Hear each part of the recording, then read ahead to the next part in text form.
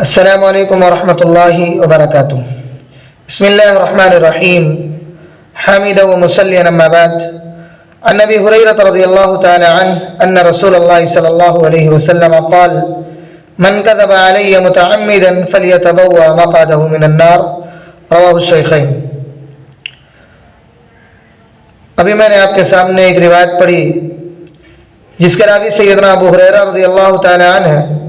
بیان کرتے ہیں پیارے نبی صلی اللہ علیہ وسلم نے فرمایا کہ جس نے جان بوجھ کر مجھ پر جھوٹ باندھا تو اسے چاہیے کہ وہ جہنم میں اپنا ٹھکانہ بنا لے۔ ناظرین کرام، آئیے چند فوائد اس حدیث کے ذریعے سے جاننے کی کوشش کرتے ہیں۔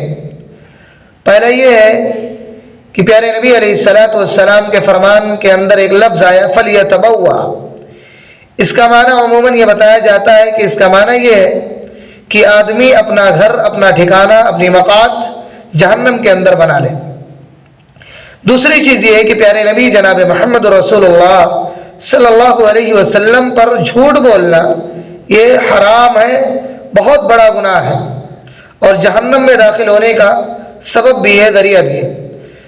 تیسرا یہ ہے، تیسرا فائدہ اس حدیث کے ذریعے سے کہ پیارے نبی صلی اللہ علیہ وسلم پر جھوٹ بولنا یہ عام انسان پر، عام لوگوں پر جھوٹ بولنے کی طرح نہیں ہے۔ جیسا کہ دوسری روایت کے اندر پیارے نبی صلی اللہ علیہ وسلم نے فرمایا کہ مجھ پر جھوٹ بولنا یہ عام لوگوں پر، دوسرے لوگوں پر جھوٹ بولنے کی طرح نہیں ہے۔ وجہ کیا ہے؟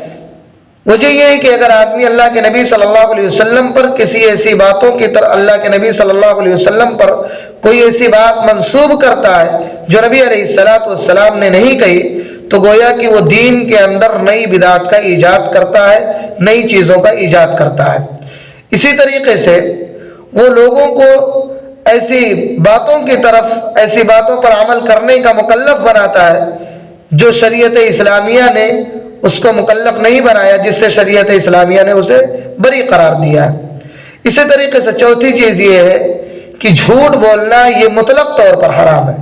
اب چاہے وہ نبی علیہ الصلوۃ والسلام پر جھوٹ بولا جائے یا عام بول چال میں جھوٹ بولا جائے یا کسی بھی صورت میں، یا کسی کو راہ راست کی طرف لانے کے لیے یا دعوت و تبلیغ کے لیے اگر انسان جھوٹ بولتا ہے تو یہ بھی بالکل درست نہیں ہے، بلکہ جھوٹ بولنا یہ مطلق طور پر حرام ہے۔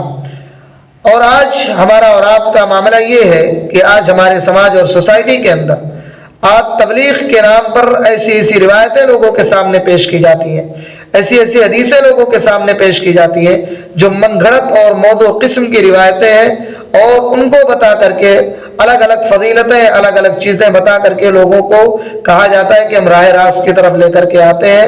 میرے بھائیو، یہ طریقہ بالکل جائز اور درست نہیں ہے۔